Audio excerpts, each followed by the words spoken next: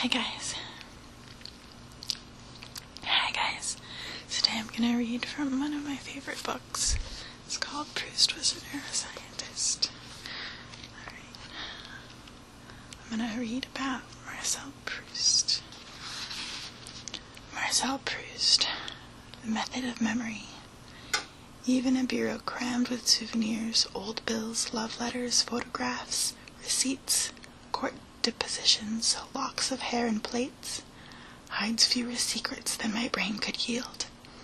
It's like a tomb, a corpse-filled potter's field, a pyramid where the dead lie by scores.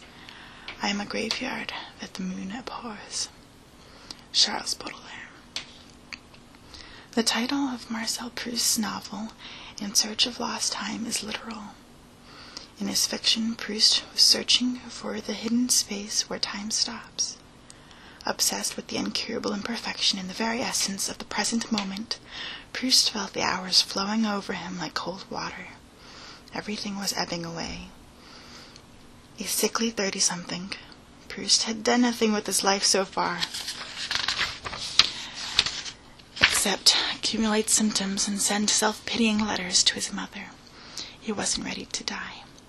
And so, seeking a taste of immortality, Proust became a novelist. Deprived of a real life, his asthma confined him to his bedroom. Proust made art out of the only thing he had, his memory.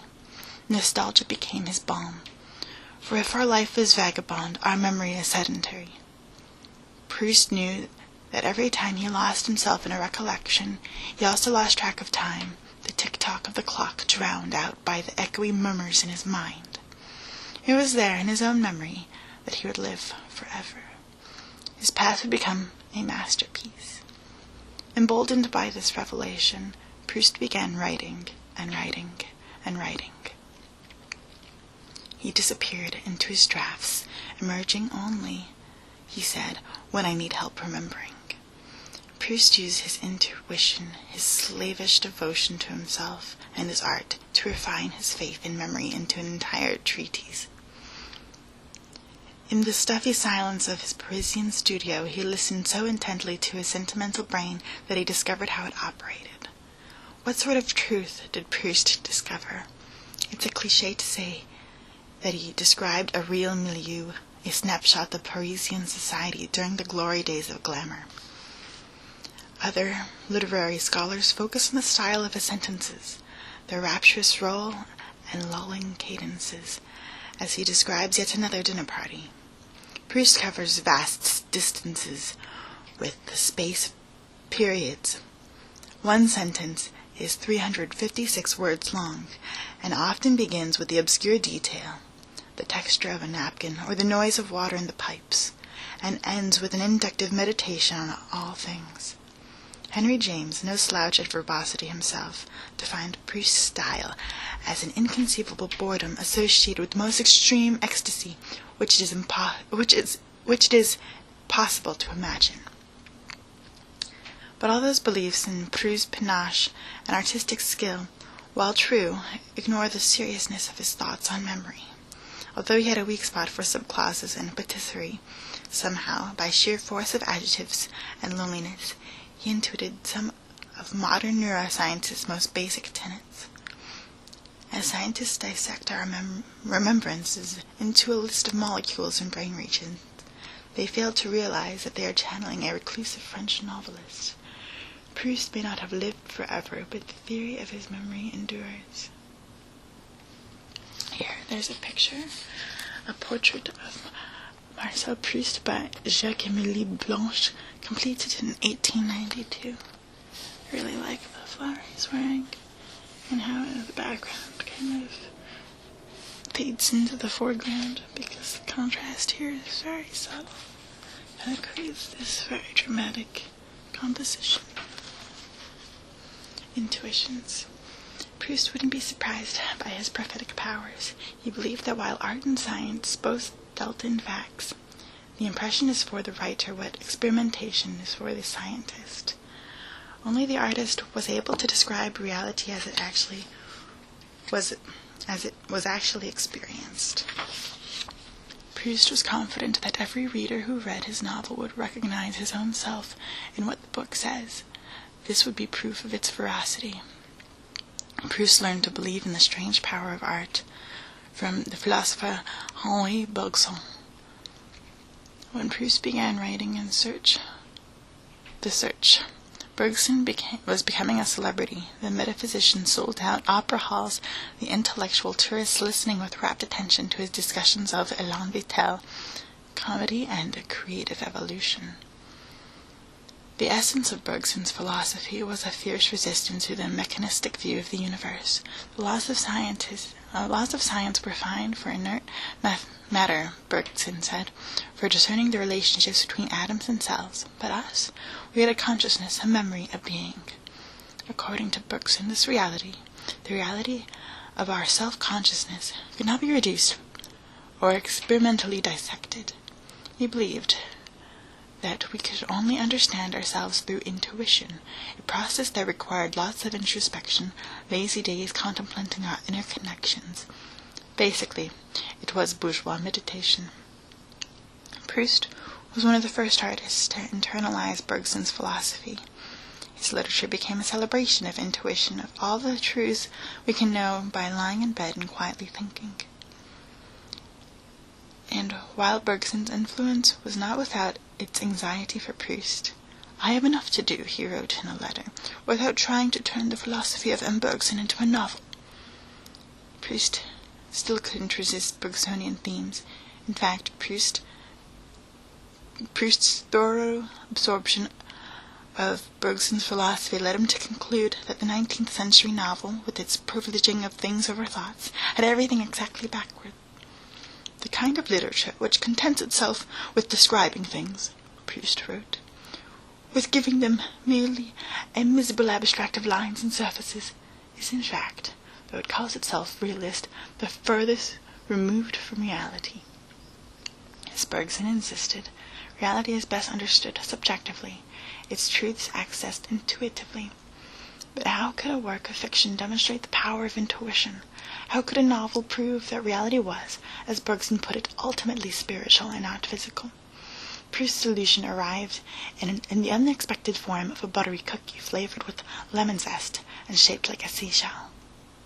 Here was a bit of matter that revealed the structure of his spirit, a dessert that could be reduced back into its psychological elements. This is how The Search begins, with the famous Madeleine, out of which an entire mind unfolds. No sooner than the warm liquid mixed with the crumbs touched my palate than a shudder ran through me, and I stopped, intent upon the extraordinary thing that was happening to me. An exquisite pleasure had invaded my senses, something isolated, detached, with no suggestion of its origin. And at once the vicissitudes of life become indifferent to me, its disasters innocuous, its brevity illusory. It was me. I had ceased to feel mediocre, contingent mortal. Whence it could have come to me, this all-powerful joy? I sensed that it was connected with the taste of the tea and the cake, but that it was infinitely transcended those savours, could not, indeed, be of the same nature. Whence did it come? What did it mean? How could I seize it and apprehend it? I drank a second mouthful, in which I find nothing more than in the first, then a third, which gives me rather less than the second. It is time to stop. The potion is losing its magic. It is plain that the truth I am seeking lies not in the cup, but in myself. This gorgeous paragraph captures the essence of Proust's art, the truth wafting up like a stream from a limpid cup of tea. And while the Madeleine was the trigger for Proust's epiphany, this passage isn't about the Madeleine. The cookie is merely a convenient excuse for Proust to explore his favorite subject, himself.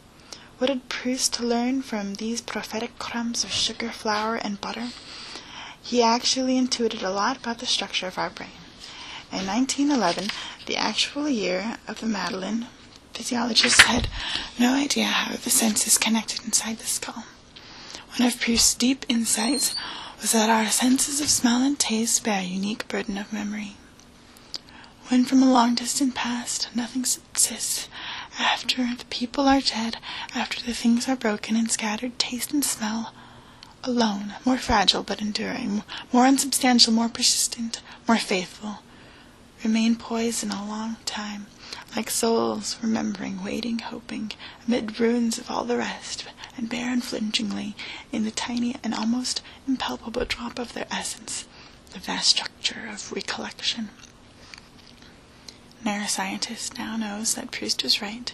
Rachel Herz, a psychologist at Brown, has shown in a science paper wittily entitled Testing the Proustian Hypothesis that our senses of smell and taste are uniquely sentimental. This is because smell and taste are the only senses that connect directly to the hippocampus, the center of the brain's long-term memory. Their mark is indelible. All our other senses, sight, touch, and hearing, are first processed by the thalamus, the source of language, the front door to consciousness. As a result, these senses are much less efficient at summoning up our past.